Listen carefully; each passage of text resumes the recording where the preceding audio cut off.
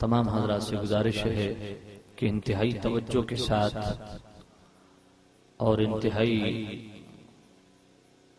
منصفانہ اور عادلانہ مزاج لے کے بیٹھیے، اور میں امید کرتا ہوں انشاءاللہ مفید گفتگو سننے کو آپ کو ملے گی، جہاں پہ تلخ حقائق بیان کیے جائیں گے وہاں پہ انشاءاللہ محبت بھری گفتگو بھی ہوگی، اور وہ بھی اصلاح کی نیت سے انشاءاللہ عرض کروں گا، اور وہ بھی دلائل کے انشاءاللہ روشنی میں۔ سب سے پہلے یہ جاننا ضروری ہے کہ یہ جو ہم لفظ وسیلہ بولتے ہیں اس کا معنی اور مطلب کیا ہے۔ لسان العرب جو لغت کی معروف ترین کتاب ہے، لسان العرب میں ابن منظور وسیلے کی تعریف کرتے ہیں، الوسیلۃ فی الاصل ما یتوصل بہ الی الشیء ویتقرب بہ الیہ۔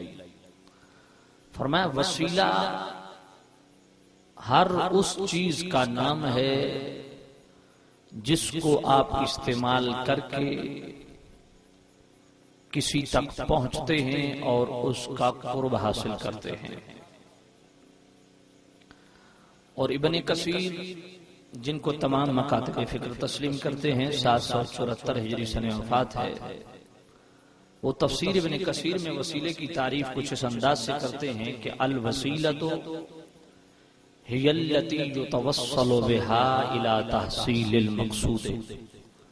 فرمایا وسیلہ اس ذریعے کا نام ہے جس کو آپ استعمال کر کے اپنے مقصود تک پہنچتے ہیں۔ اور سب سے بہترین وسیلے کی تعریف تفسیر کشاف کے اندر مجھے ملی، الوسیلۃ کل ما یتقرب بہ الی اللہ تعالی۔ وسیلہ ہر اس ذریعے کا نام، ہر اس واسطے کا نام ہے جس کو آپ استعمال کر کے اللہ کا قرب حاصل کرتے ہیں۔ تو ان تمام تعریفات سے بخوبی آگاہی ہو گئی کہ وسیلہ فقط اس ذریعے کا نام ہے جس کو آپ استعمال کر کے رب تک پہنچتے ہیں، اور انشاءاللہ تفصیلات آگے آئیں گی۔ سامع نصیحت شام، قرآن و سنت میں لفظ وسیلہ کتنی جگہ استعمال ہوا؟ پورے قرآن میں لفظ وسیلہ 2 جگہ استعمال ہوا۔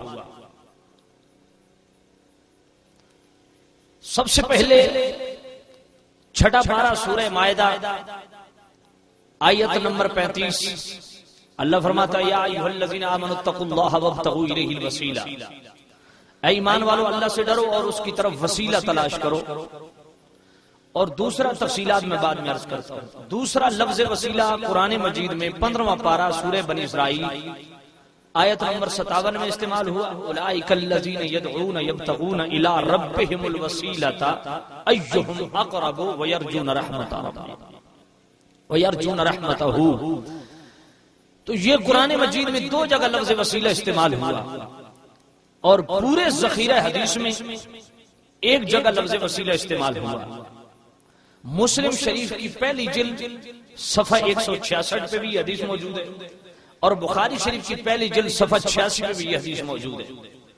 تو مسلم شریف کی پہلی جلد صفحہ 166 پہ جو حدیث موجود ہے، حضرت جابر بن عبداللہ رضی اللہ تعالیٰ عنہ راوی ہیں، کریم رؤوف الرحیم نبی صلی اللہ تعالیٰ علیہ وسلم نے ارشاد فرمایا، میرے غلاموں اذا سمعتم المؤذن فقولوا مثل ما یقول، جب مؤذن اذان دے تو جس طرح مؤذن کلمات ادا کرتا ہے تم بھی مؤذن کے ساتھ ساتھ وہ کلمات ادا کرو۔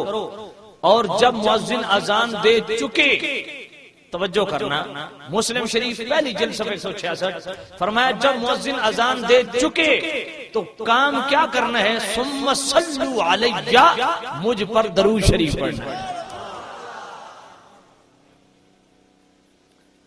کچھ حضرات اذان کے فوراً بعد اللہم رب ھذہ الدعوۃ التامہ پڑھنا شروع کر دیتے ہیں، یہ حکم رسول کے خلاف ہے۔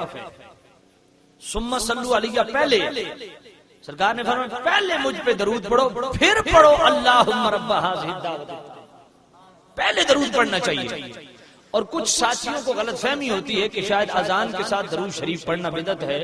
نہ میرے بھائی، یہ تو رسول اللہ کا حکم ہے۔ مسلم شریف کی دوسری جلد صفحہ 166 پہ حدیث موجود ہے، سرکار نے فرمایا مؤذن اذان دے چکے ثم صلوا علیہ، میری ذات پر درود پڑھے۔ تو اس کا مطلب ہے اذان کے بعد درود پڑھنا تو حکم رسول ہوا، اور اذان سے پہلے ہم درود کیوں پڑھتے ہیں؟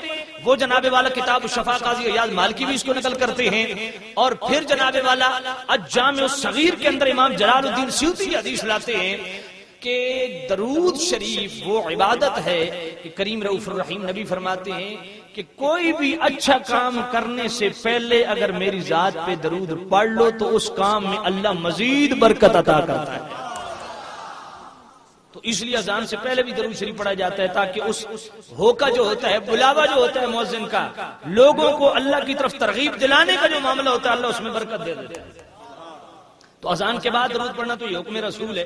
اس لیے جو بندے اس پہ اعتراض کرتے ہیں وہ حد سے تجاوز کرتے ہیں، انہیں اپنی اصلاح کرنی چاہیے۔ تو سامعین ذی احتشام، مؤذن جب اذان دے چکے تو پھر کیا کرے؟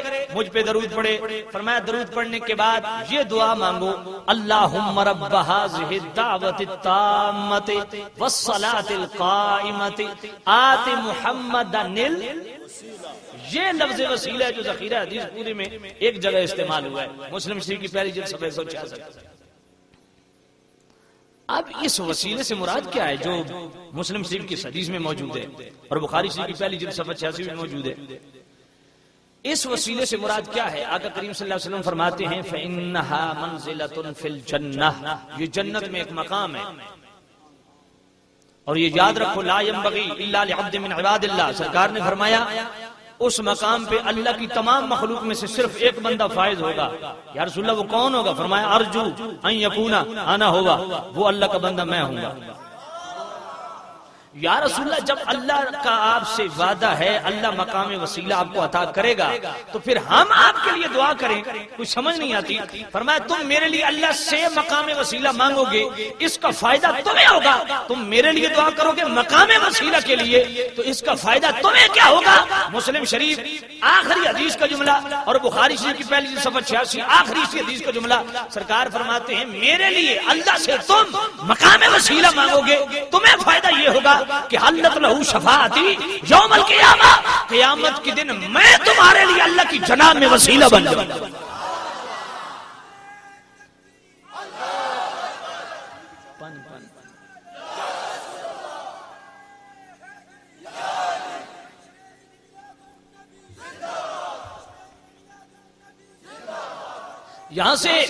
یہاں پہ ایک اور غلط فہمی پیدا کی جاتی ہے، کہا جاتا ہے جی کہ یہ وسیلہ جو ہے نا، وسیلہ جو لوگ کہتے ہیں ولیوں کا نبیوں کا وسیلہ تو جنت میں ایک مقام ہے۔ تو میرے بھائی اس بخاری شریف میں جو لفظ وسیلہ ہے واقعی وہ جنت میں ایک مقام ہے، لیکن کیا اس مقام وسیلہ کے علاوہ کسی اور چیز کا وسیلہ نہیں پیش کیا جا سکتا یا کسی اور چیز کو وسیلہ نہیں قرار دیا جا سکتا؟ اس پہ تو میرا خیال ہے تمام مکاتب فکر متفق ہیں کہ نیک اعمال اللہ کی جناب میں وسیلہ ہوتے ہیں۔ تو نیک اعمال مقام جنت، وہ جنت میں وسیلے جو مقام وسیلہ اس کا نام تو نہیں ہے، نیک اعمال الگ سے ایک مخلوق ہے۔ میں انشاءاللہ تفصیلی گفتگو کروں گا، توجہ کرنا سامعین ذی احتشام۔ قرآن مجید میں جو لفظ وسیلہ مراد ہے اس سے نیک اعمال بھی مراد لیے جا سکتے ہیں اور نیک بندے بھی مراد لیے جا سکتے ہیں۔ اب یہ قرآن مجید میں دو جگہ لفظ وسیلہ جو بیان ہوا ہے، 6 پارہ سورہ مائدہ آیت نمبر 35 اور 15واں پارہ سورہ بنی اسرائیل آیت نمبر 57۔ میں پہلے سورہ مائدہ آیت نمبر 35 پڑھتا ہوں۔ اللہ کا قرآن اللہ ارشاد فرماتا ہے یا ایھا الذین آمنوا اتقوا اللہ وابتغوا الیہ الوسیلہ